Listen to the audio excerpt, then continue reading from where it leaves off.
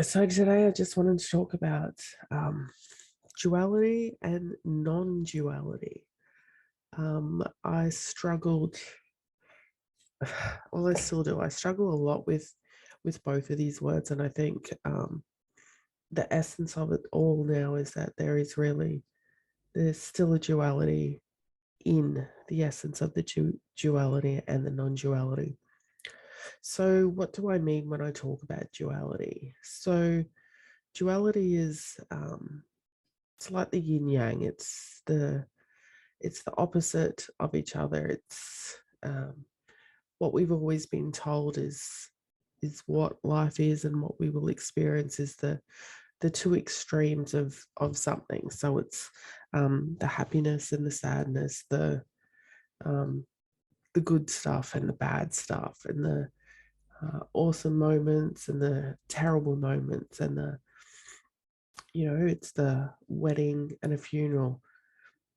It's the the difference between the feminine and the masculine. It's something that we've been told that it's just something that it is what it is, and that's just how we deal with it. If you ever listen to Abraham Hicks, she talks about in the essence of the dualities, where just say, um, okay, I'll use this pen as an example. So we have a pen, right? We have two ends of the pen. So a pen is a pen. And just say, we'll do something simple like good and bad. So with this pen, this is your good end, this is your bad end, right? Pen's still a pen. So it still has that good, it still has that bad. It's just a pen, which is an interesting topic. So when you try to look at the dualities, and I know especially with your emotions and the situations that you're in and things like that, you are going to feel and notice and see, the absolute differences between the two ends of that pen or that stick or whatever you're looking at. But it is still the essence of just the isness, I guess.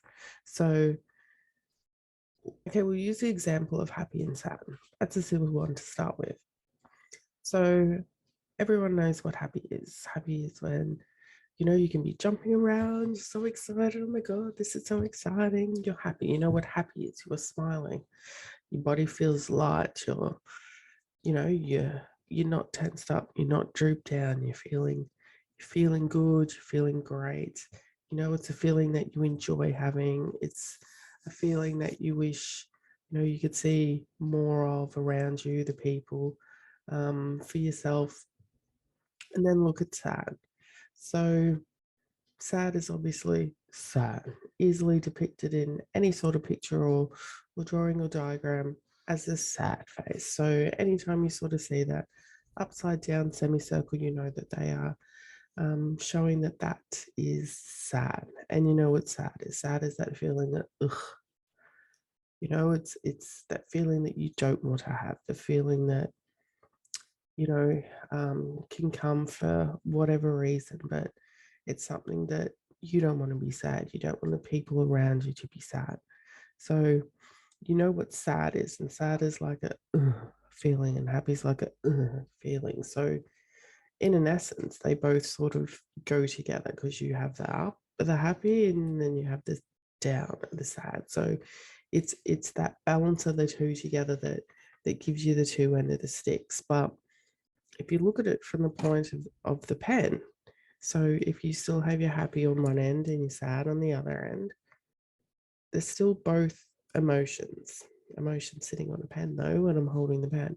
But there's still just emotions, right? So there's still things that you were feeling. There's still an emotion that you are feeling, not only in your mind, but you'll feel it in your body as well. So they're both an emotion. They're both making you experience feelings in your body, whether they're light ones or they're heavy ones. They are still just that experience of having that feeling, whether it's two different ends of the scale. And that's where the non-duality part comes in. So the non-duality is looking at it as it's not the duality of having the happy and the sad. It's just looking as it is. So it's looking at that pen as a whole. Like this is your happy, sad emotions in a pen, right? So just is what it is. It's just two different ends of the stick. So even though they're still both emotions and they can both be extremely different, they are both still just emotion. So I've struggled with thinking about the duality and the non-duality. So as a Gemini rising, which is, of course, the twins. So I've always sort of thought about as everything being in balance, everything in flow, even with anything that I do, it's that balance of furniture in the right spot, or balance of your day of, okay, have you done some fun things and have you done some non-fun things? Like, you've done some work, you've done something that you enjoyed doing, and then you think, oh, okay, got to do something boring like a job. I've always had that idea of having that balance in there, that yin yang, so that we were always having the ebb and flow of having, both sides of a coin type thing. So I've had that very ingrained into me that we need that duality. We need to have those balances of having those highs so we can have those lows, because I suppose I've always thought of it, like the wave. So, when it's either an extreme high or an extreme low, it's always going to eventually do the opposite. So even when you're happy and you're in a really good place, you always keep thinking, well, it's going to come back down soon. And if you're in one of those places that are pretty low and you're not feeling pretty great, you will know that, eventually it's going to come up. So I've always sort of dealt with that, and I've always sort of looked at that as, okay, well, that's, that's sort of balancing it out, because, if you didn't have that balance or something, it's going to be off kilter. So like with the pen, right? So if that was in balance, it's just going to sit there nicely like a pen. But just say this is the happy end and this is the sad end. If you're always happy or something, whether it goes up, I guess it's going to be out of balance. Or if you're always sad, it's going to go out in balance. So the way that I've always thought about it is, okay, you're happy and then you're sad. You're happy and then you're sad. And it's like that. Your little leveling sticks with a little bit of liquid in there showing you when something is level or not. It's sort of, like trying to balance itself out. In a way, it's exactly what the infinity symbol is, right? So it's that, that in, out, up, down, that consistent flow that never ends, and sort of that's what your pen's doing. So that's what I've always thought. And then it's only till recently, when I started down on this spiritual journey, that I realized that, the whole non-duality factor. And it's like, okay, well, how do you get the balance? Because that thought of having that balance in your mind is so ingrained into me. I don't know, it just makes sense, because there's so many things that need balance. You need balance on physical items. It's not just your emotions or the things that happen in your world, or the big words about life or anything like that. It's literally, an actual concept that you need for 3D. But then if you look at it from a non-duality side, so like I was saying with the happy and sad, and using it as an emotion and just looking at it as an emotion, if we don't give into that emotion, if we just can see it as an emotion, we will not have to experience those highs and those lows. So, most people don't like, well, I don't know many people who would, but you don't like having those lows. You don't like having that sadness. You'd prefer to be that happiness, because that makes you feel good. But what if you didn't give feeling or thought to it, so that happy and that sad no longer made you feel up or down? It was just an emotion. So it was just you sitting in that and not feeling those extremities of feeling really sad or feeling really high. You were just sitting there in that, I guess, the middle of the field type thing, where you just experience things and not having a reactive emotion to it. So the reasons that you normally feel happy is going to be because of something external, something's happening around you or in your mind, or somewhere, somehow it's making you happy. You're watching something that's making you laugh, or something like that. So that happiness feeling is literally just an emotion from your external circumstance. So you reacting in that happy way is just how you have been trained to feel because of what is going on around you. So, you know, if you were laughing at a funny movie or something, it's because you've been taught, oh, you know, that person falling over and tripping is funny. So you need to laugh. So that laughter instills that happiness in you. So that's what you've been conditioned to feel, is when you see that, you need to feel happy. And then from the sadness point, if you saw, I don't know, something really sad, just say, you know, someone had passed away or something, and watching that sad because you have always been told that when someone passes away or moves on or something happens, that you need to feel sad. You need to feel at a loss, a low, that sort of deep down feeling. And that's what you've been trained to feel, is to show that sadness emotion when you see something that is considered sad.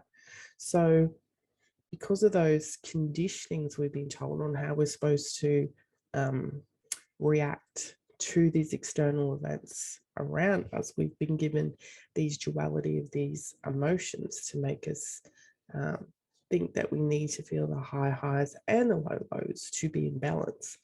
But what if we taught ourselves to not react to those circumstances, so that we could look at something like a funny movie or something that was really funny, the same way we could look at when someone passes away. Like, yes, of course, it's not the same thing, nowhere near the same thing. And let me tell you, I know exactly what sadness is all about. But if we could sort of look at it and sort of step back from that conditioning of how we were supposed to react to the external circumstances around us, that we wouldn't have to feel all those high highs or low lows, or feeling that, you know, if one's up here, the other one's going to come in, and feeling that up and down type thing. If we could just give it no emotion, we could just sort of literally just be in each moment.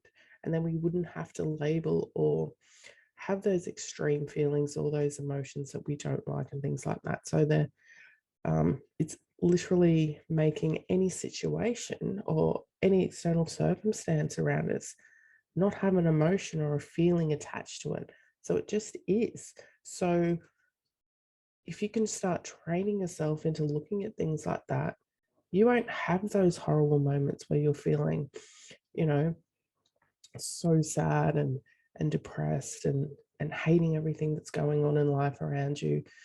And I know you're probably thinking, oh yeah, that's really great, but I still want to feel really good. I still want to really feel those highs. But what if just having that no emotion to it and just being is a better feeling than having that high of that happiness versus that, you know, that feeling of that sadness, that just being, that calm, accepting whatever is around you type state, being the ultimate feeling that you're aiming for, and the one that, you know, is going to give you that pure oneness and that ease of life.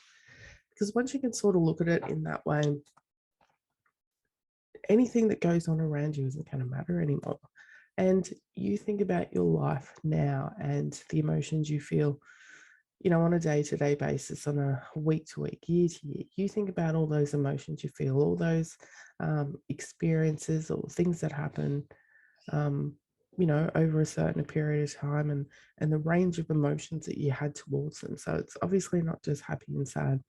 There's a, you know, there's a whole range of emotions that we've been trained and we've been taught that that's how we need to react to certain things. But if we can start looking at them in a different way, where we can see that, okay, these emotions just are what they are, none of those bad things are going to feel bad, none of those good things are going to feel good. It's just going to be like this, and our lives are just going to be this, you know, this pure flow of just being. And when we can really be in that element of just being, everything else around you is going to become a lot easier. And you're not going to be stuck in those emotions that are holding you back. You're not going to be sitting there, frustrated or sad or depressed or, fearful of things like that. You're just going to be, and being in that state is the greatest state you can be in. And that's when your life will get better, because you're not reacting to the environment around you. You are just being. You are going to be doing everything that is right for you, which is when you are in your own pure alignment, and it's going to make all the right choices for you. And then your relationships, your work life, your bank balance, everything else is just going to fall into place because you are in true alignment. And at the end of the day, that's the ultimate goal, is just having that pure alignment state where you can just be. Obviously, it's not something that any of us are going to be able to do overnight, and I can tell you it is something I struggle with on a consistent basis. But it's about learning and making those steps, and trying to get towards what that goal is. Because when you're in that total alignment and you're in that total be or is, or Eckhart Tolle talks about it now, being in the now, that this is the only moment that matters is right now, which is so very true. And if we can aim towards to get to that state, to get to that place where we are in that that beautiful holding state, you'll see that everything just comes together so much better, and life becomes a lot easier. And even if we can only do small little moments of that during the day, it's definitely going to make a change to our life. So I guess the first thing you probably need to look at is, start looking at some of your emotions and where they're sitting right now. Start looking at those extremities of where you're feeling one and then you're feeling the other. And when you are feeling one, how you're, anticipating that the other one's going to come up, and they are going to be these waves. And obviously you are still going to get what we perceive as the up and downs of life, but if we can start to look at it a little bit differently, and not make them be labeled or become the up and downs of life, and they just are, it's going to make it all a lot easier, because instead of us reacting to those situations and those things that are happening, and we're just going to allow them, they're going to move through a lot easier and a lot more fluid, and it's going to make you and your life move forward a lot easier and smoother. And I think that's a really great goal for us, and this is only something that I've really just clicked onto in the last few months. And it is something that I myself am really looking at, is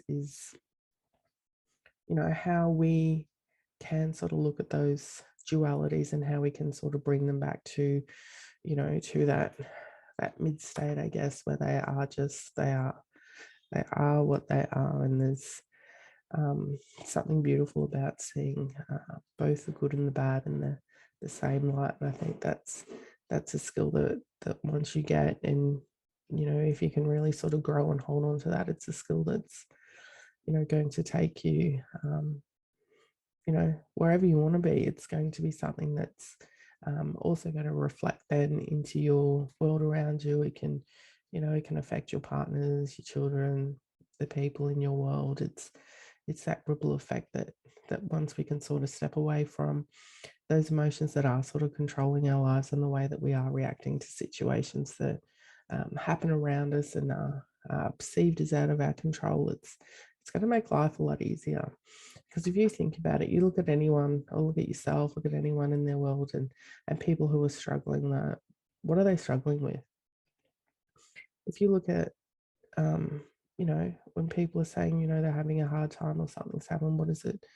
Why is it? Is it something in their environment that's making them feel a certain way? So, I know because of our own environment, upbringings, who we are, there's many reasons of why we are who we are.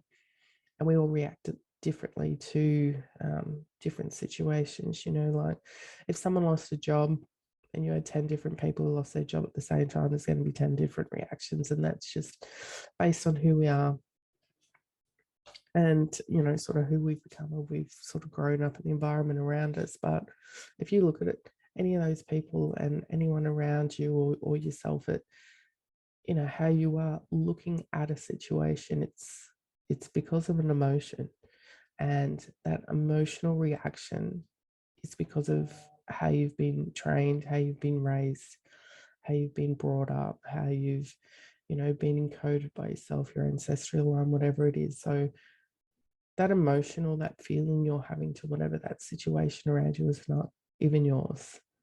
That is something that's, I guess, added to you, if you will. So if you can start to look at anything where anyone's not enjoying their life and things like that, of the situation that they're in, it is because of an emotion. And normally that emotion or that reaction is not theirs. So it is something that we can really start looking at, and something that, is one of the things that I'm extremely passionate about, is coming to that awareness of every situation, every emotion, every feeling, and working out, why is it there? How did it get there? Is it yours? Do we need it? How can we react in a different way? Do we need to react?